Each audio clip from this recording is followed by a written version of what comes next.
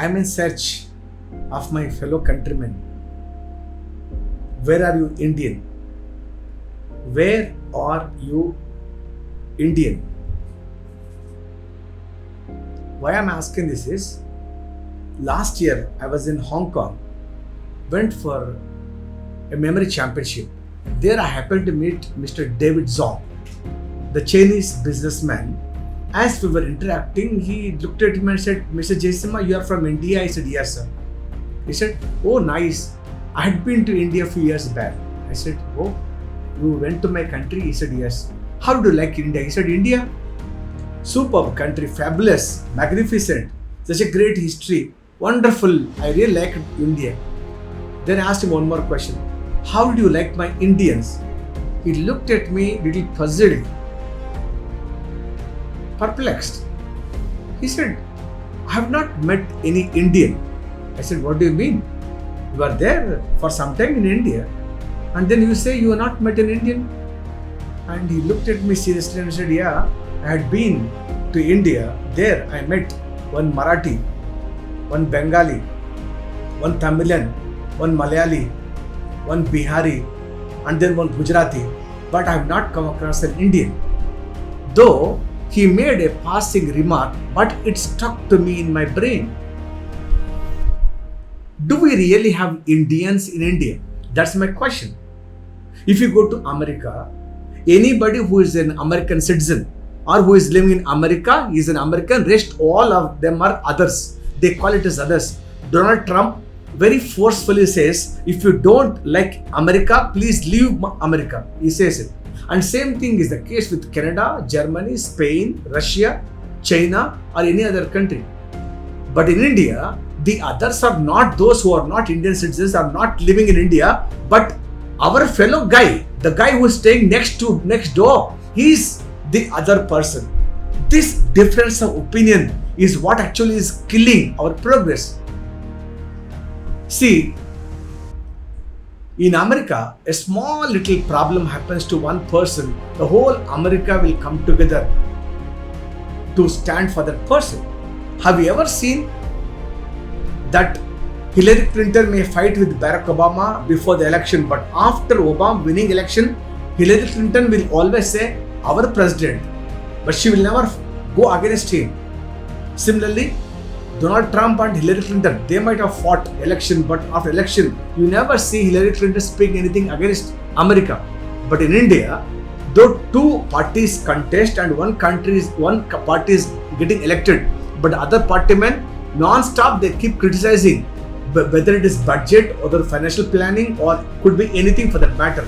In the name of democracy, freedom of expression, and then fundamental rights.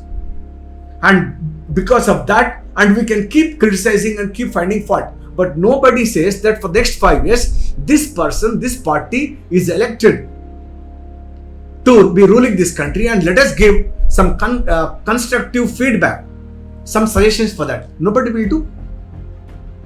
And if you look at Jallianwala Bagh, I was going through the history. When General Dyer ordered fire, those people who fight, the soldiers were all Indians, and they were firing at old people, women, small children.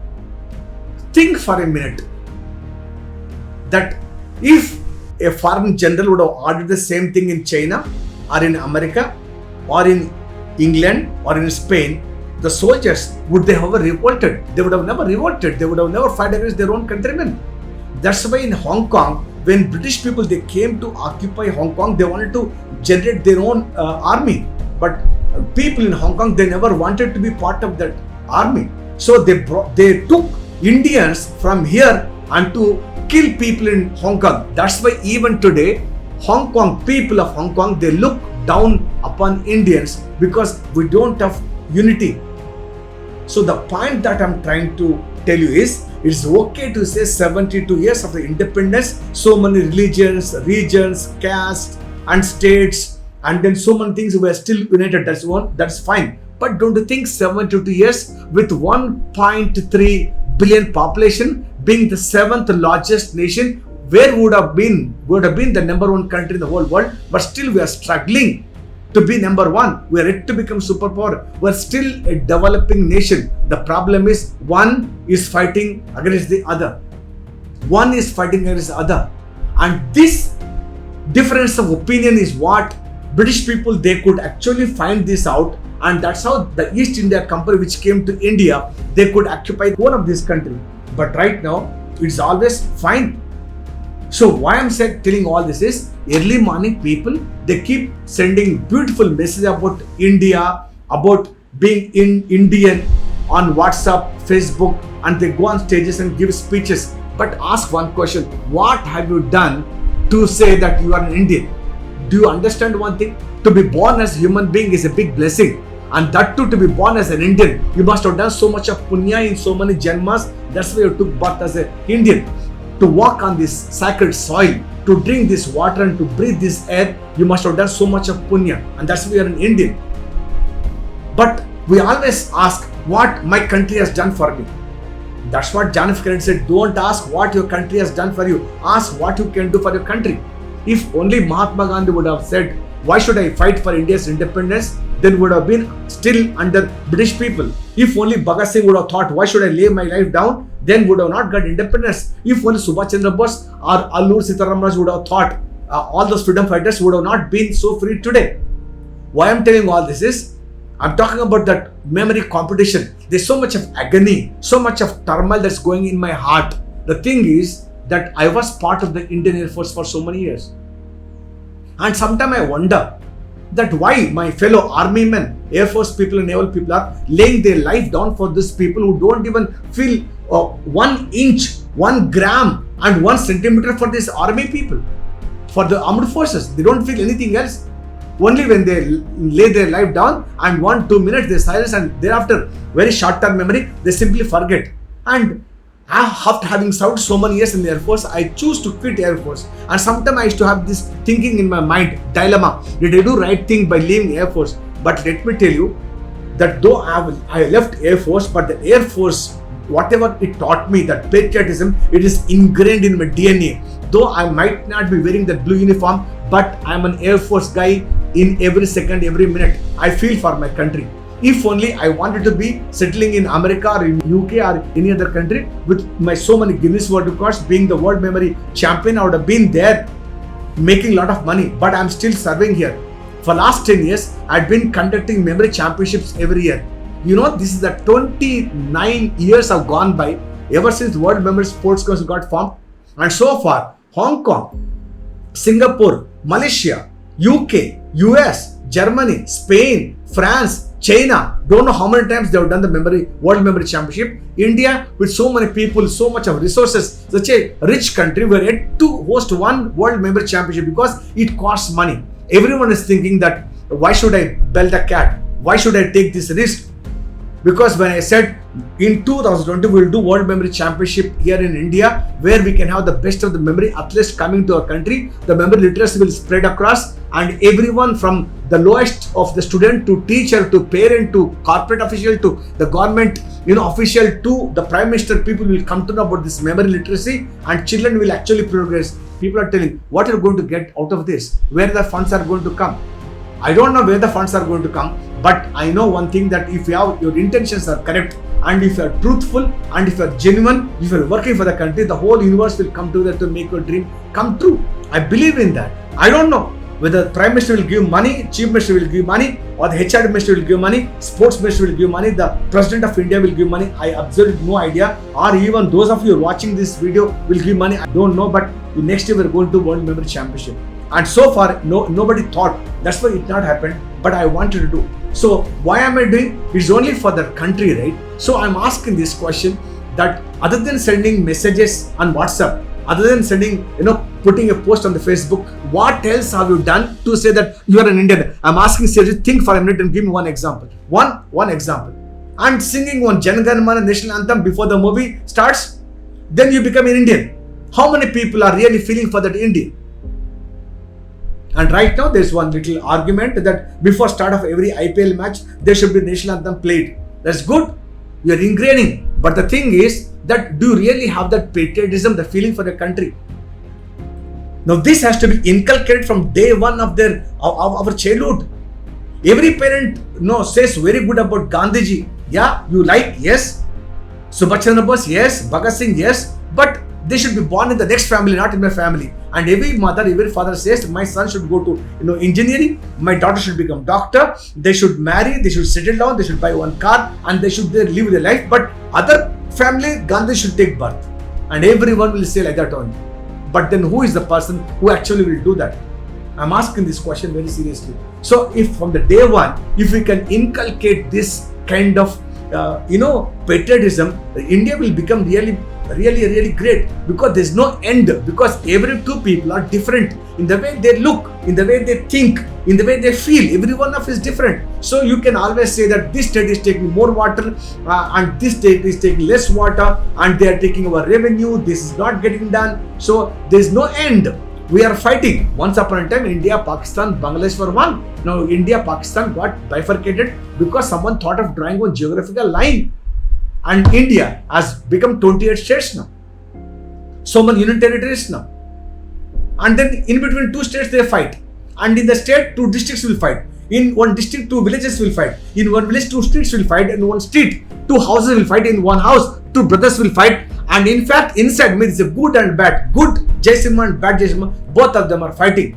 Can we ever think that, no, can I find happiness in giving to someone else? I'm asking this question.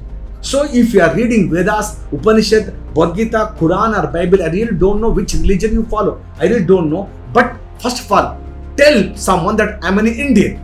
Because having served so many years in the armed forces, we never thought about a Sikh or a Hindu or a Muslim. We celebrate every festival. For us, everyone is equal. We all belong to one particular thing, that we are Faujis, we are soldiers, and we need to protect our country. That's what was in our mind. And we have been working. And there are few people, maybe handful of them, they're working for this, and that's why the India is still number one. But many of us are not doing it. So my submission to every one of us, not to you, to me, that it is very necessary that we ingrain this patriotism, the Indianism from the day one of our childhood to our children. And if only we can do that, okay, that's perfectly okay. So can we all come together for one particular cause? And then can we really give some constructive suggestions to the Prime Minister, to the President, to our Chief Minister, to could be any of our elders, and can we all together work together to make India number one? That's my question. So my search is still elusive. I'm still searching. Where are you Indian? Except in my armed forces, I don't find any other Indian anywhere in the country. So are you the one? If you are one, kindly stand up and say that I now need to be counted. And if you have 1.3 billion people who can feel for each other, India has to be superpower. India has to be number one. What is not there in our country? Everything is there.